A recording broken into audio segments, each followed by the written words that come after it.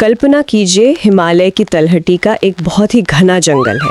चारों तरफ बांस के झुरमुट है, हल्की हल्की सी धुंध छाई हुई है और अचानक पेड़ की सबसे ऊंची टहनी से एक पक्षी बहुत तेजी से नीचे छलांग लगाता है और सीधे जमीन पर मौजूद एक जहरीले बिच्छू को अपने पंजों से दबोच लेता है।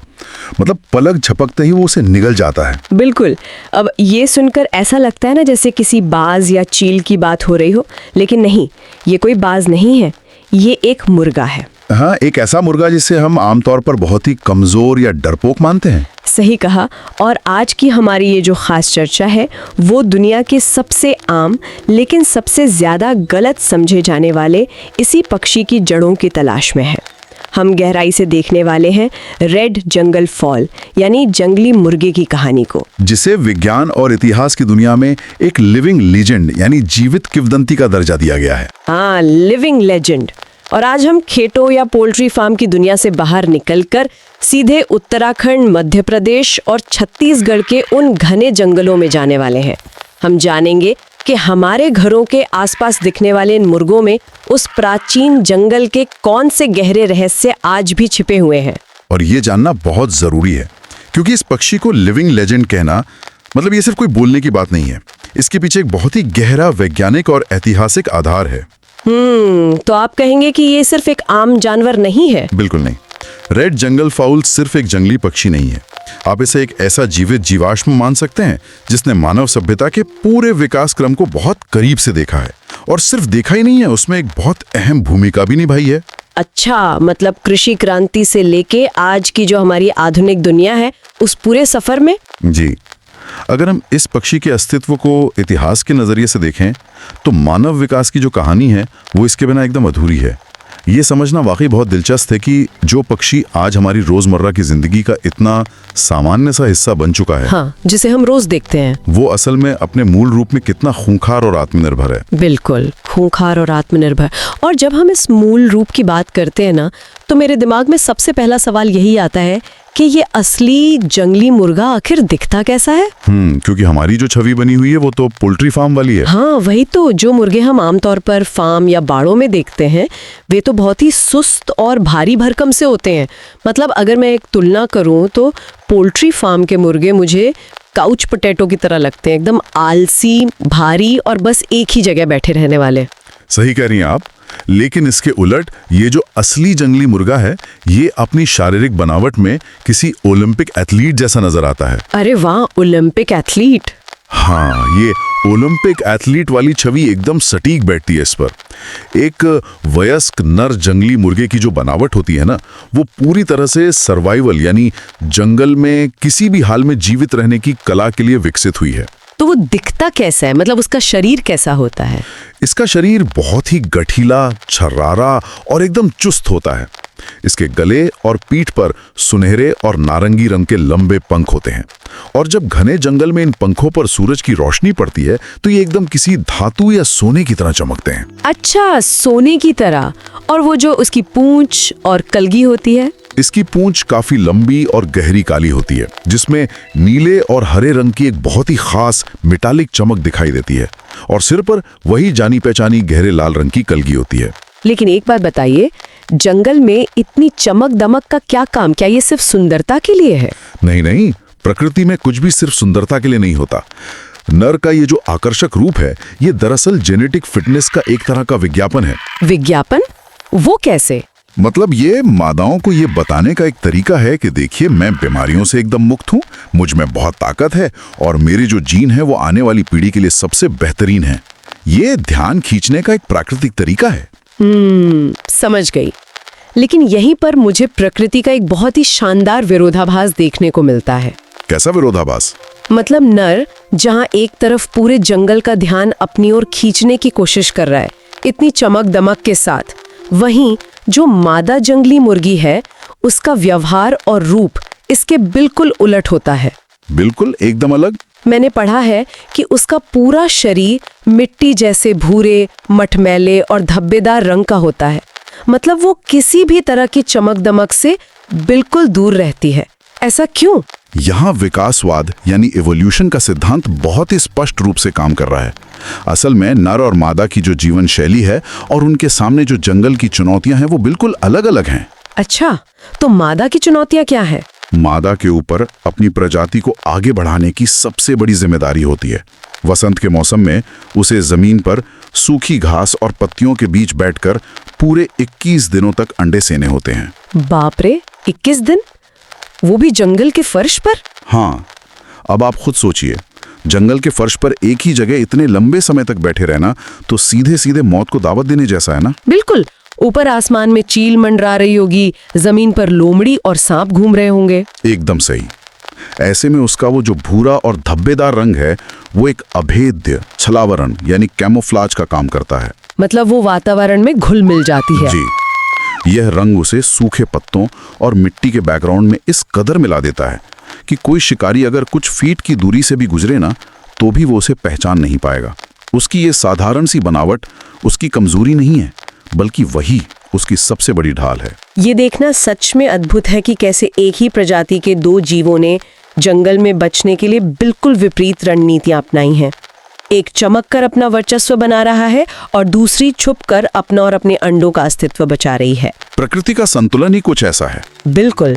खैर, अब अगर हम इस घने जंगल से थोड़ा बाहर निकलें और इतिहास के पन्नों में जाएं, तो एक बहुत ही बड़ा सवाल सामने आता है। कौन सा सवाल? देखिए, आज दुनिया के हर कोने में मुर्गे मौजूद हैं, चाहे वो अमेरिका के बड़े बड़े कमर्शियल फार्म हो या फिर भारत के किसी छोटे से गांव का एक साधारण सा आंगन। ये कहा जाता है कि हर एक पालतू मुर्गे का डीएनए इसी रेड जंगल फॉल से जुड़ा हुआ है। हाँ, ये बिल्कुल 100% सच बात है। और ये जो जुड़ाव है ये आज से लगभग 7 से 10 हजार साल पहले शुरू हुआ था। 10,000 साल पहले? कहाँ पर? दक्षिण पूर्वी एशिया के इन्हीं जंगलों में, जब इंसानों ने सिर्फ शिकार करने की बजाय एक जगह बसना और खेती करना शुरू किया था, तब इंसान और इस पक्षी का पहली बार एक व्यवस्थित तरीके से आमना सामना हुआ था। तो क्या इंसानों ने इन्हें सीधा जंगल से पकड़कर पिंजरे में डाल दिया था? नहीं, कहानी इतनी सीधी नहीं है। शुरुआत में क्या हुआ कि इंसानों ने जंगलों को साफ करके चावल और बाकी अनाज उगाना शुरू किया। अब जहां अनाज होगा वहां कीड़े मकोड़े तो आएंगे ही। हाँ, वो तो है। और बस उन्हीं कीड़ों को खाने के लालच में ये जंगली मुर्गा इंसानी बस्तियों के किनारे आने लगा। धीरे धीरे इंसानों ने भी ये महसूस किया कि अरे, इस पक्षी को अपने आसपास रखना तो बहुत फायदेमंद है। मतलब एक तरह से फ्री का पेस्ट कंट्रोल। बिल्कुल।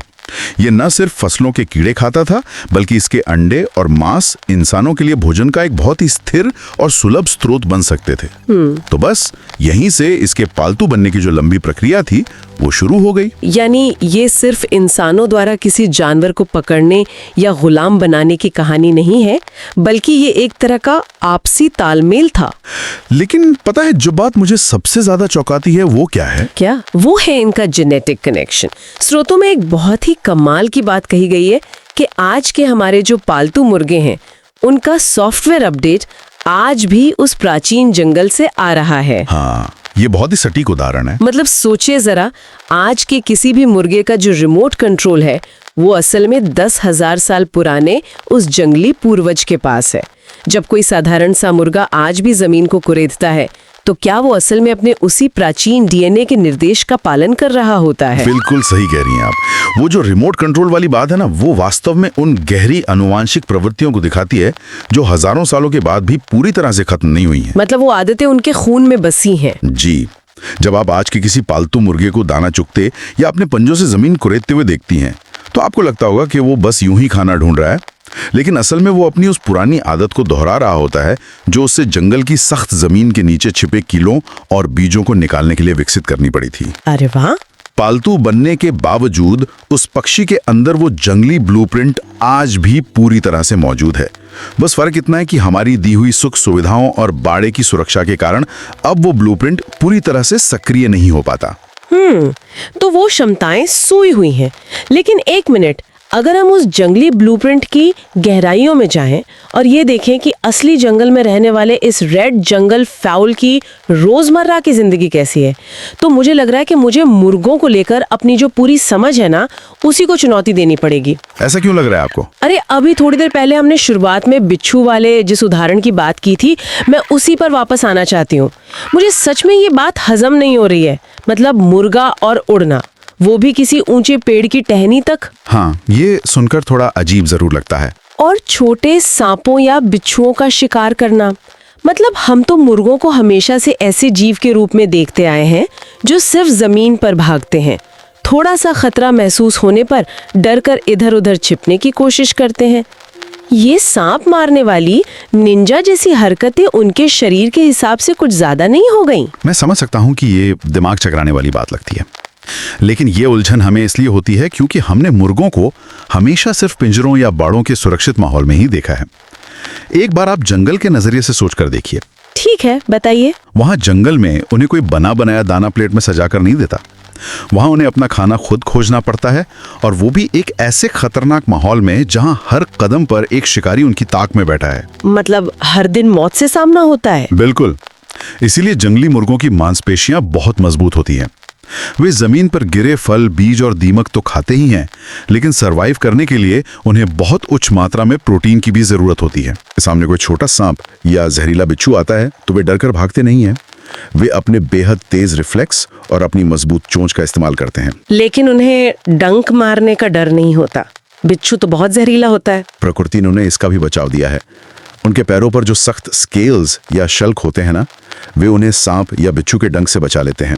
वे एकदम बिजली की तेजी से हमला करते हैं, शिकार को मारते हैं और बस उसे निगल जाते हैं। बाप रे, ये तो सच में किसी सुपर हीरो जैसी ताकत है। और ये जो उड़ने वाली बात थी, क्योंकि मैंने देखा है कि मुर्गों के पंख इतने बड़े तो होते नहीं हैं कि वे किसी चील की तरह लंबी उड़ान भर सकें। आपका ये ऑब्जर्वेशन बिल्कुल सही है। उनका उड़ने का तरीका किसी चील या बाज जैसा बिल्कुल नहीं होता। वे आसमान में लंबी दूरी की उड़ान नहीं भरते। तो फिर वो कैसे उड़ते हैं? उनकी जो उड़ान है वो अचानक आने वाले किसी खतरे से बचने के लिए एक एक्सप्लोसिव यानी विस्फोटक शक्ति का इस्तेमाल करती है। जंगल में उनकी देखने और सुनने की जो क्षमता है वो बहुत ही पैनी होती है। मतलब उन्हें खतरे का पहले ही अंदेशा हो जाता है। हाँ, जमीन पर अगर किसी लोमड़ी के चलने की हल्की सी आहट भी हो या सिर्फ पत्तों की थोड़ी सरसराहट हो तो भी वे तुरंत सतर्क हो जाते हैं। अच्छा, और फिर? और जैसे ही उन्हें लगता है कि कोई शिकारी उनके बहुत करीब आ गया है, उनकी छाती की जो मजबूत मांसपेशियां हैं वो एक झटके में उन्हें हवा में धकेल देती हैं और वे लगभग वर्टिकल यानी एकदम सीधी उड़ान भरते हुए तुरंत पेड़ की सबसे ऊंची और सुरक्षित टहनी पर जाकर बैठ जाते हैं। क्या बात है, एकदम हेलीकॉप्टर की तरह। बिल्कुल। और आपको बता दूं, रात के समय भी वे कभी जमीन पर नहीं सोते।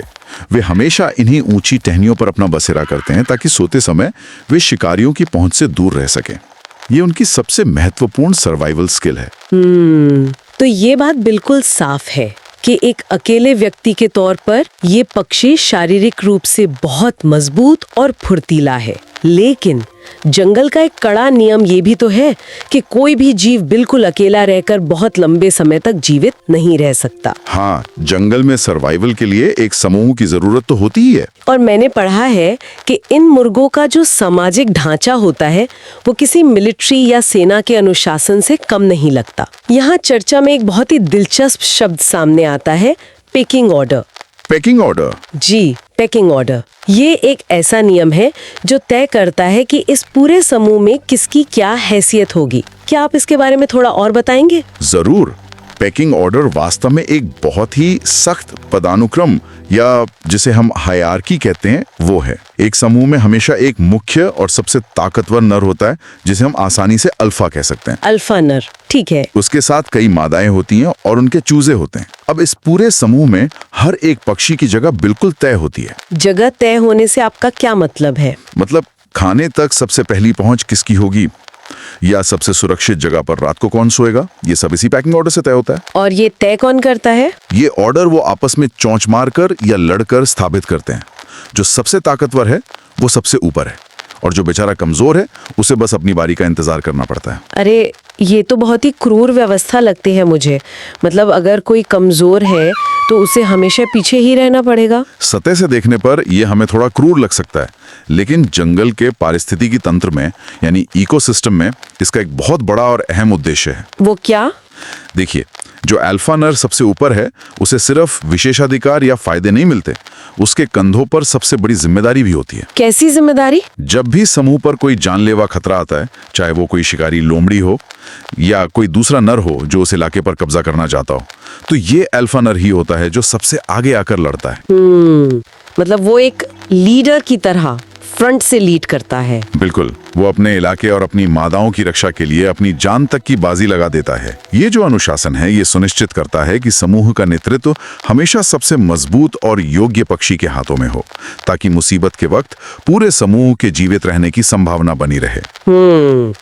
अब समझ में आया कि ये क्रूरता नहीं बल्कि सर्वाइवल का तरीका है। और मुझे लगता है कि इस जीवित रहने की संभावना को सबसे ज्यादा चुनौती तब मिलती होगी जब नई पीढ़ी जन्म लेती है। हाँ, वो सबसे नाजुक समय होता है। क्योंकि वसंत में मादा अंडे देती है, 21 दिन तक उन्हें सेती है, लेकिन अंडों से चूजों के बाहर आने की जो कहानी है वो तो मुझे किसी हॉलीवुड थ्रिलर फिल्म से कम नहीं लगती। थ्रिलर? वो कैसे? देखिए, जहां इंसान के बच्चे को चलने फिरने लायक होने में ही महीनों लग जाते हैं और वो पूरी तरह से अपने माता पिता पर निर्भर होता है, वहीं जंगली मुर्गों के ये जो चूजे हैं, ये अंडे से बाहर आने के महज कुछ घंटों बाद ही अपनी माँ के पीछे दौड़ना शुरू कर देते हैं। मतलब ये कैसे संभव है? ये बहुत ही दिलचस्प बायोलॉजिकल प्रोसेस है। इस अंतर को जीव विज्ञान में अल्ट्रीशियल और प्रिकोशियल विकास के रूप में समझा जाता है। अच्छा, इन दोनों में क्या फर्क है? इंसानों या कई अन्य पक्षियों के जो बच्चे होते हैं वो अल्ट्रीशियल होते हैं, यानी जन्म के समय वो बेहद कमजोर, असहाय और पूरी तरह दूसरों पर निर्भर होते हैं।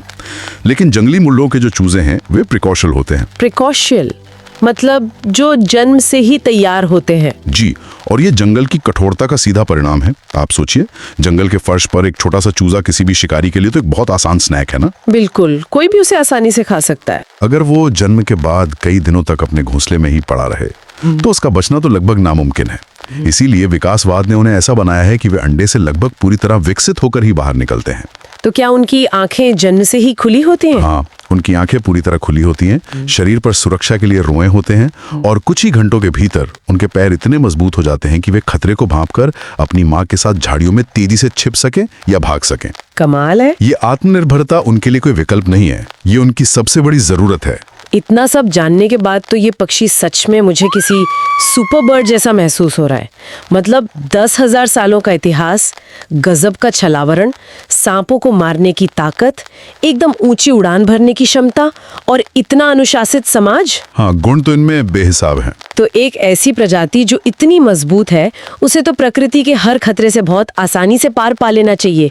लेकिन सच्चाई कुछ और ही है। जी, सच्चाई काफी कड़वी है। और शिकार जैसे खतरों के बारे में तो हम सब जानते ही हैं।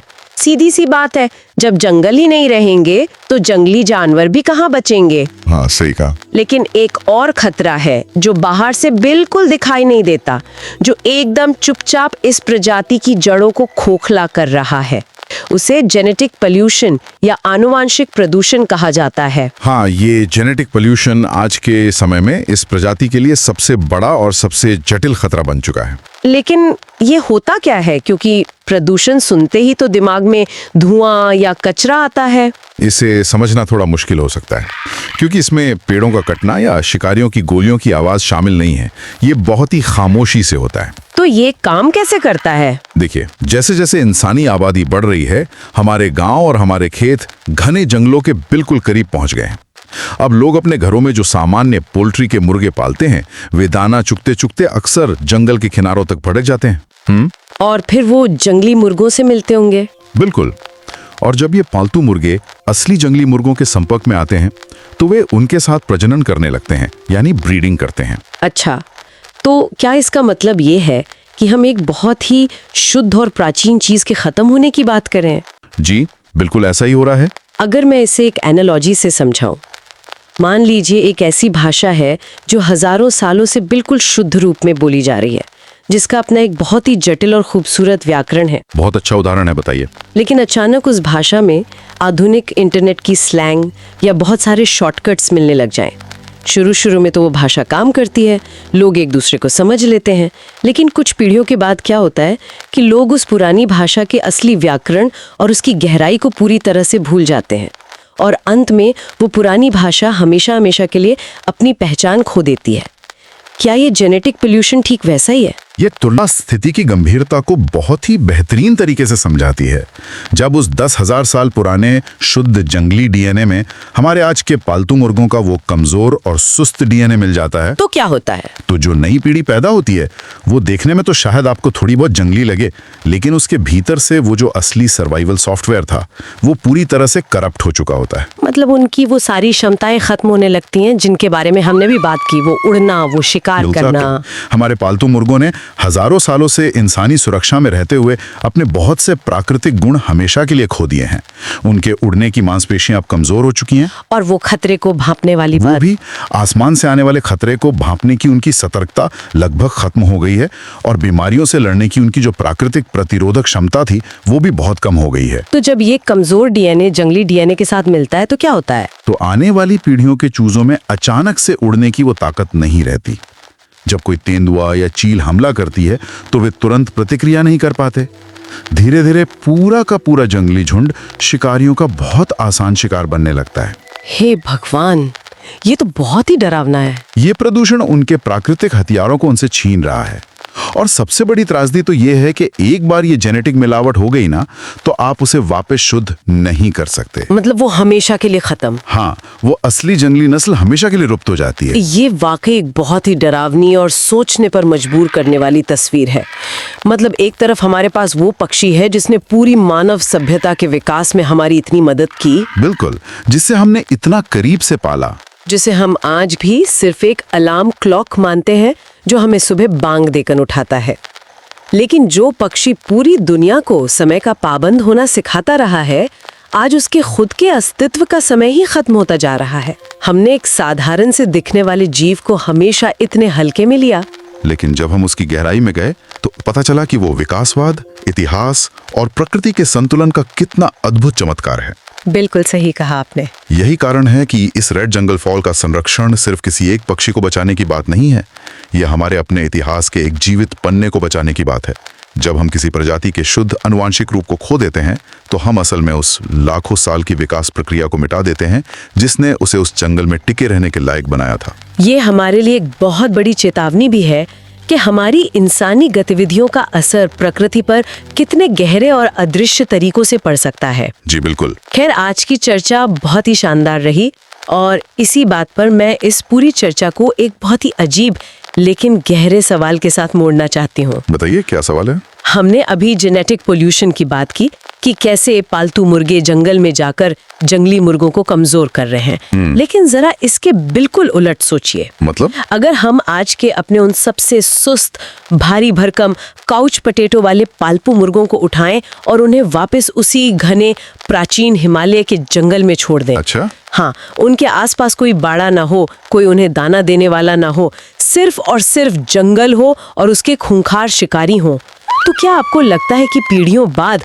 उनके भीतर सोया हुआ वो 10,000 साल पुराना जंगली एथलीट वाला डीएनए फिर से जाग उठेगा?